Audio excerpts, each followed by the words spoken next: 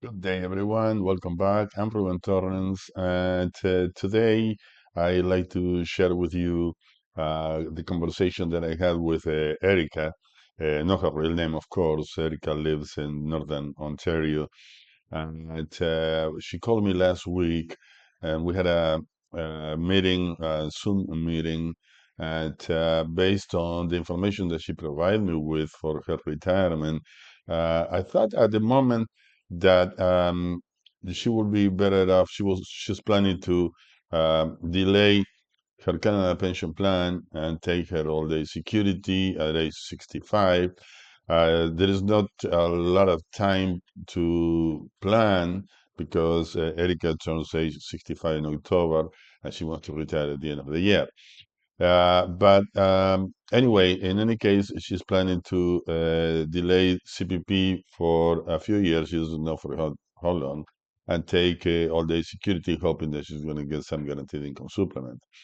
But based on the information that she provided me with, I thought that she would be better off by taking on CPP up front and delaying all the security because she's not going to get the GIS, and that can make the difference. And actually, when I went to the numbers, I was correct. So that's where her best option.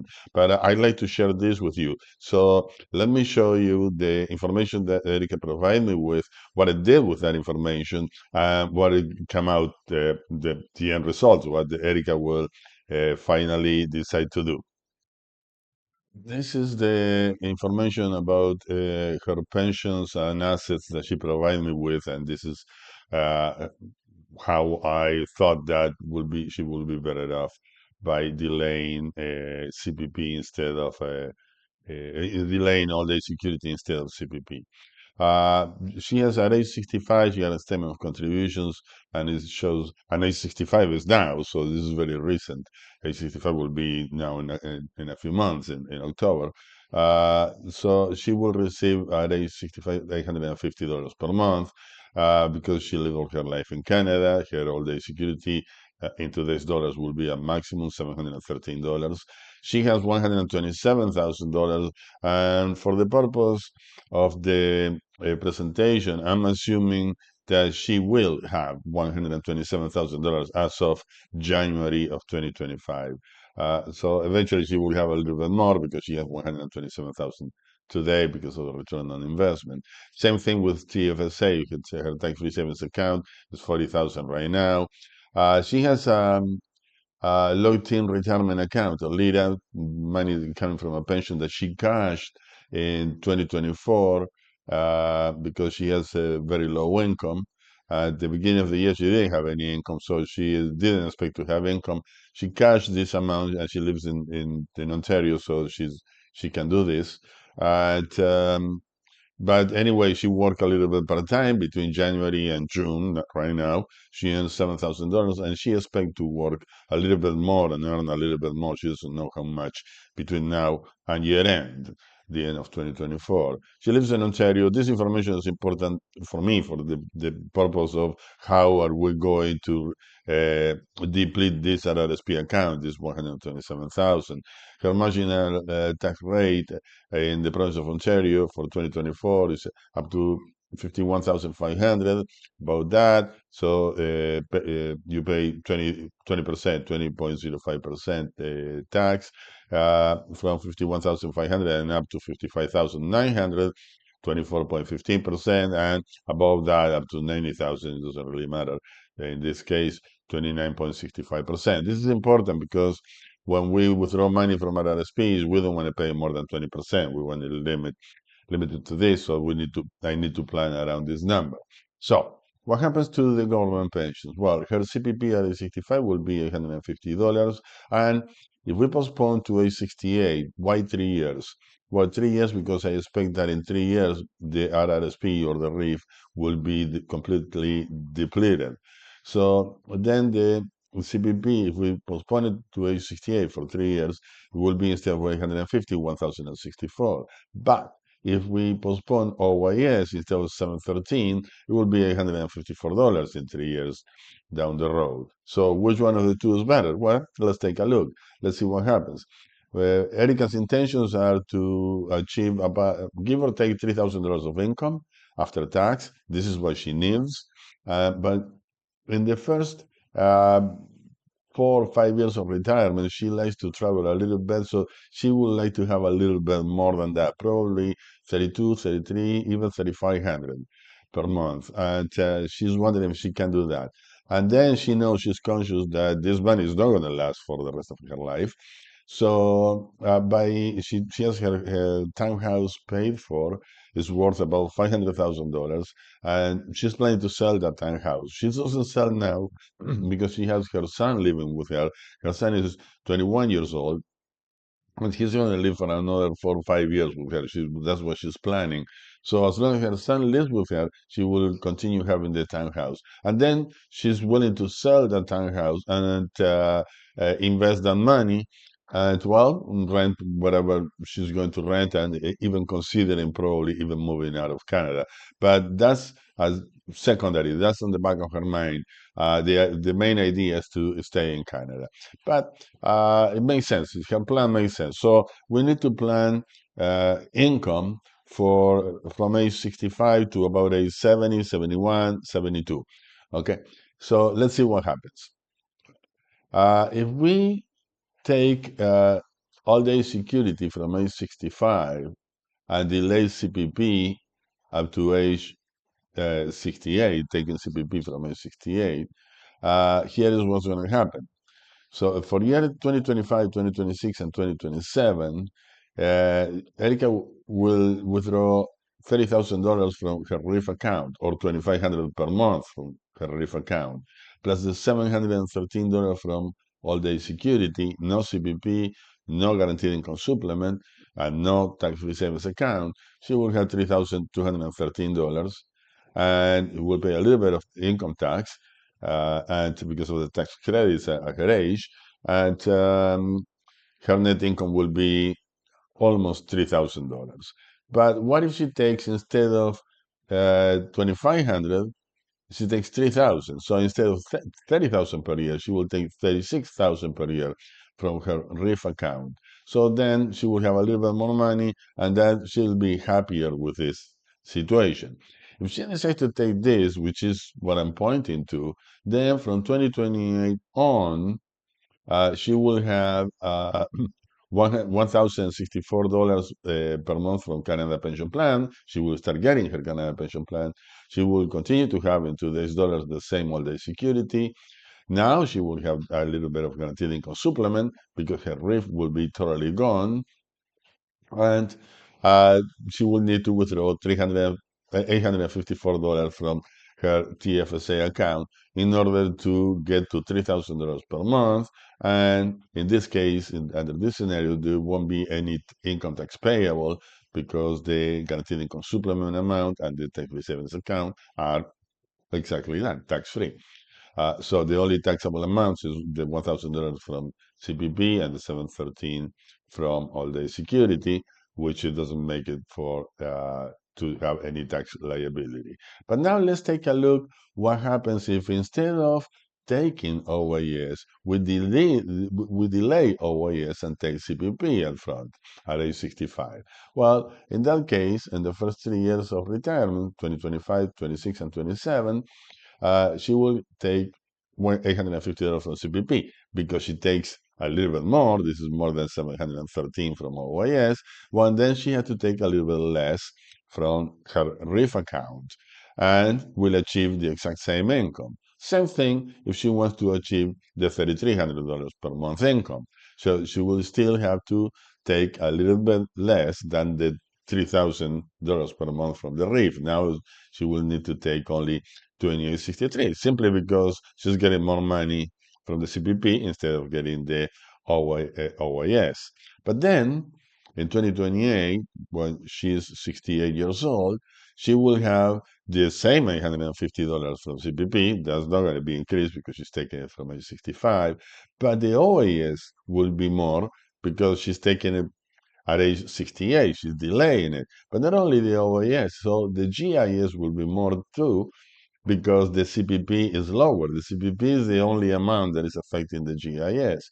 Now we have less Canada pension plan, but more all-day security and more guaranteed income supplement, making Erica's income to take the need to take less money from her TFSA account. Now, we're taking less money from the RIF account and less money from the TFSA account. If we take less money from those accounts, that means those accounts will last longer.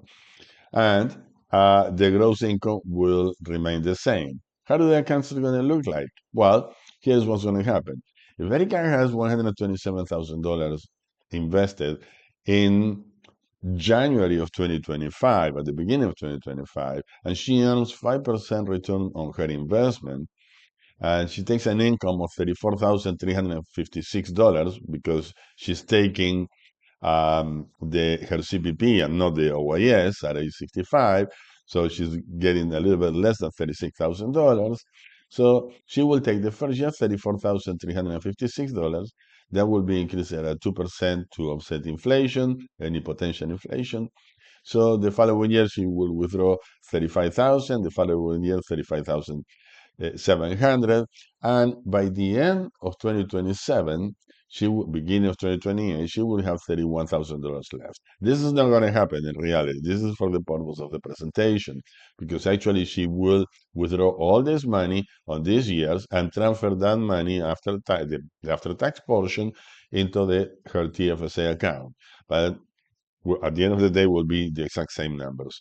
So this 31,000, even if we tax it at 24.15, 25%, which is exaggerating, it's not going to happen, it's going to be less than this, she will end up with $23,000 extra from the RIF account, 23,000 after tax, to move to her TFSA account. So the TFSA account then, because she has $40,000 at the beginning of 2025, and this will increase also, I'm assuming a 5% return on investment, which is fairly easy to get because for today interest rates are fairly high.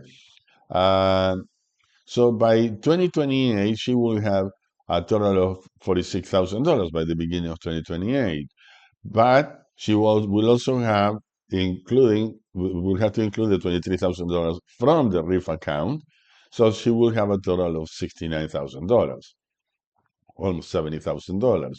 So if she starts depleting her TFSA account, she continues to earn 5% return on investments and start depleting the TFSA account at $9,685 per year, which is, again, by delaying the all-day security up to age 68 for the first 3 years of retirement, and increasing this amount at 2% per year, she will have enough money to go all the way to year 2035 when she turns age 75. At that point in time, at age 75, her all-day security will increase by 10%, but 10% of a higher amount. She will even have more money. So Erica was planning to have $3,000 of income up to age 71, 72, and then sell the house. Well, now she can have all the same amount up to age 75 and sell the house at age 75, or get a reverse mortgage, or make the decision that she had to make in 2035. So what's the conclusion of this? If Erica delays the Canada pension plan in the first 3 years of retirement, she will need to withdraw $108,000 from her RIF account. But if she delays all the security, she will have to withdraw only 103,000. So she will withdraw 4,000, almost $5,000 less in these 3 years. What does that mean? There's more money to transfer into the TFSA account. So on the same thing with the TFSA withdrawals. In 8 years of retirement, from 2028 to 2035, okay, she will withdraw $81,986 if she delays CPP at the beginning. But if she delays OAS, she will withdraw a little bit more, $4,500, a little bit less, $4,500 less. In total, she withdrawing in the first 10 years of retirement $9,432 less from her own money. So that means that her own money will last longer. Same thing happens. This happens because by delaying the CPP, so by taking CPP, but I'm sorry, by delaying CPP at the beginning, she's taking all-day security. So on the first 3 years of retirement, she will receive $25,680. But if she delays all-day security and takes CPP, on the first 3 years of retirement, she will have almost $5,000 more.